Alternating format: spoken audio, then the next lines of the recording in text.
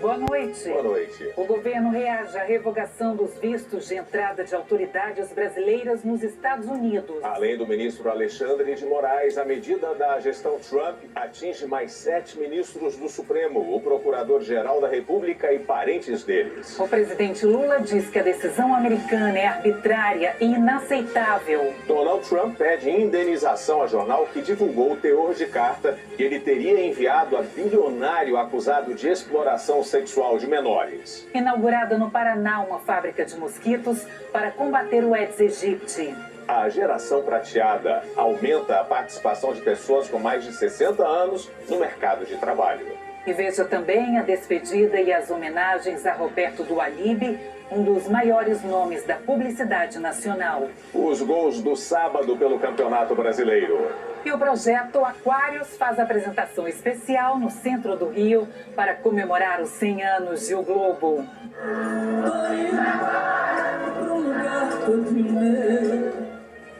Agora no Jornal Nacional.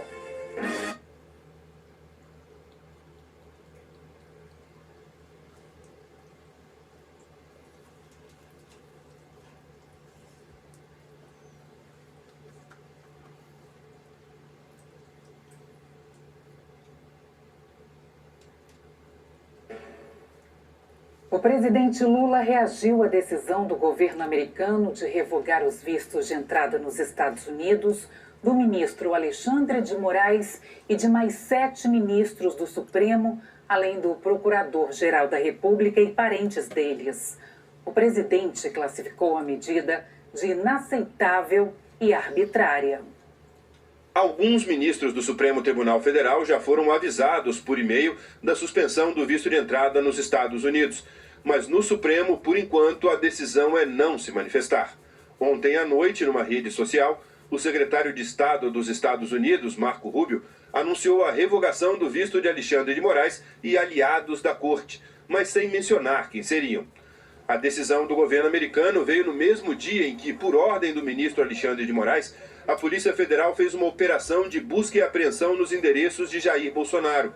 O ex-presidente passou a usar uma tornozeleira eletrônica. De acordo com fontes do governo, além de Moraes, outros 7 ministros tiveram seus vistos de entrada nos Estados Unidos suspensos. Luiz Roberto Barroso, o presidente da corte, Edson Fachin, vice-presidente, e os ministros Dias Toffoli, Cristiano Zanin, Flávio Dino, Carmen Lúcia e Gilmar Mendes, além do Procurador-Geral da República, Paulo Gonet. Ficaram de fora dessa lista os ministros do Supremo André Mendonça, Nunes Marques e Luiz Fux. Hoje, o presidente Lula manifestou solidariedade e apoio aos ministros do Supremo atingidos pelo que definiu como mais uma medida arbitrária e completamente sem fundamento do governo dos Estados Unidos.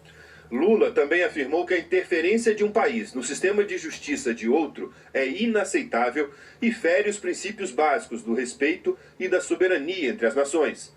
E disse estar certo de que nenhum tipo de intimidação ou ameaça, de quem quer que seja, vai comprometer a mais importante missão dos poderes e instituições nacionais, que é atuar permanentemente na defesa e preservação do Estado Democrático de Direito.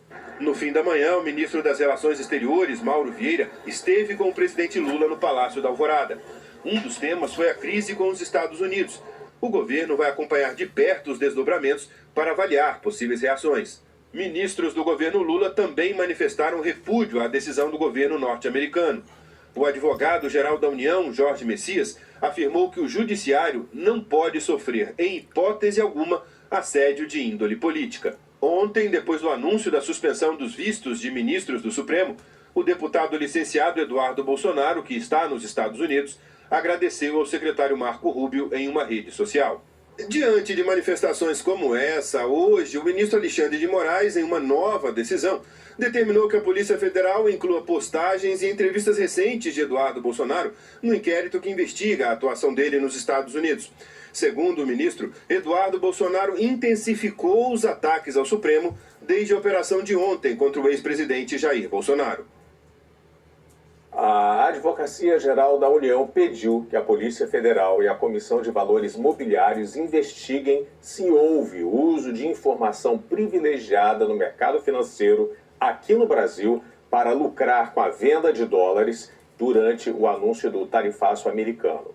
Ontem, o Jornal Nacional mostrou que houve um movimento bilionário suspeito no mercado de câmbio americano no dia do anúncio das sobretaxas contra o Brasil, segundo o jornal New York Times. O uso ilegal de informação privilegiada é crime e a penalidade varia de multa à prisão. O presidente Donald Trump está processando um dos mais influentes jornais americanos por divulgar o teor de uma carta que ele teria enviado a um bilionário preso por exploração sexual de menores. O presidente americano faz 2 acusações por difamação e, para cada uma, pede 10 bilhões de dólares de indenização, no total de 20 bilhões de dólares, ou mais de 100 bilhões de reais. Além do Wall Street Journal, Trump acusa o proprietário do jornal, o empresário Rupert Murdoch, e 2 repórteres que assinam a reportagem, de difamá-lo. Em 2003, a então parceira de Jeffrey Epstein pediu a amigos que enviassem mensagens nos 50 anos dele. Segundo a reportagem, o agora presidente americano enviou uma mensagem que continha um desenho de uma mulher nua e a assinatura Donald. Epstein foi preso 5 anos depois por abuso sexual de menores. Segundo o jornal, o conteúdo da mensagem foi analisado por investigadores do Departamento de Justiça anos atrás. Donald Trump nega tudo. Diz que não escreveu a carta, que aquelas não são palavras dele e que não desenha. Hoje, os jornais americanos publicaram uma série de desenhos feitos por Trump. Epstein era um bilionário que transitava em alguns dos círculos de maior poder e influência dos Estados Unidos. Preso novamente, em 2019, Epstein foi encontrado morto na cela, enquanto aguardava julgamento por tráfico sexual. Segundo as autoridades, ele se matou. Há registros dele ao lado de Trump entre os anos de 1990 e o começo dos anos 2000. Esse processo ocorre num momento de grande pressão para que o governo americano divulgue documentos relacionados ao caso de Jeffrey Epstein. Essa semana, Donald Trump determinou que a procuradora-geral, Pam Bondi, peça à Justiça a liberação dos depoimentos do processo. Ela já fez o pedido. Agora cabe ao juiz encarregado do caso decidir se vai divulgar e que partes vai divulgar. O caso Epstein criou um racha na base de apoio de Trump, o movimento MAGA, Make America Great Again, Faça a América Grande de Novo. Muitos apoiadores de Trump acusam o presidente de estar ocultando documentos do processo contra Epstein, especialmente o que seria uma lista de clientes dele, que incluiriam autoridades e figuras de destaque na sociedade americana.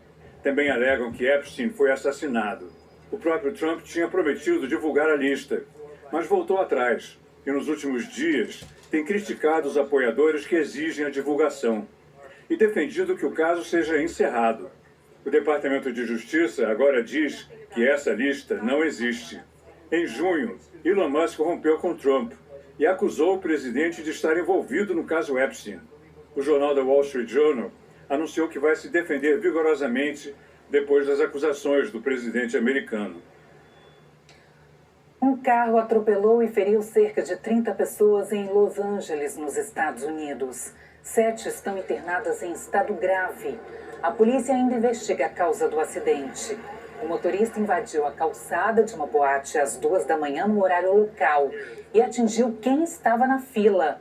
Ele foi retirado do carro por pessoas que estavam na rua e agredido. Um outro homem atirou contra ele. O motorista foi levado ao hospital e não se sabe o estado de saúde dele.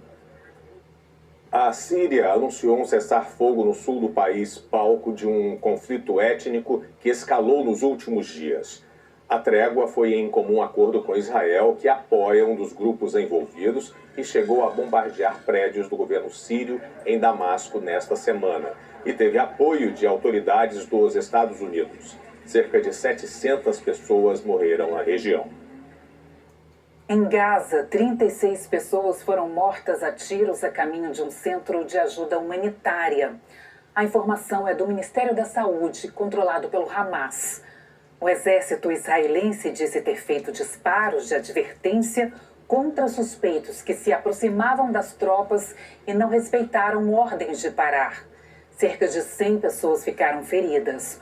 Uma testemunha afirmou que não ouviu nenhum aviso dos soldados. Israel vai apurar o caso. Equipes de resgate buscam desaparecidos depois do naufrágio de um barco turístico em Ha Long Bay, um dos pontos mais visitados do Vietnã. A embarcação, com 48 passageiros e 5 tripulantes, virou durante uma tempestade. Segundo a imprensa local, 34 pessoas morreram, entre elas várias crianças. A maioria das vítimas é de moradores da capital, Hanoi. Autoridades investigam se houve falhas na segurança. Vamos ver como fica o tempo amanhã no Brasil. Jaqueline, boa noite para você. Oi, Aline, boa noite para você, para o Elter e boa noite para você. A previsão é de tempo firme e seco em grande parte do país. Amanhã à tarde, a umidade do ar deve cair bastante do Triângulo Mineiro até o centro-sul do Piauí, mas principalmente na área em vermelho, em cidades de Goiás, Mato Grosso e do Tocantins, onde a umidade pode baixar para 12%, estado de emergência. Em Palmas, Teresina, Porto Velho e Goiânia, o índice de umidade vai variar de 20% a 30%, o ideal para a nossa saúde é 60%, máximas de 37, 35 e 31 graus. O ar deve ficar um pouco mais úmido e melhor para respirar.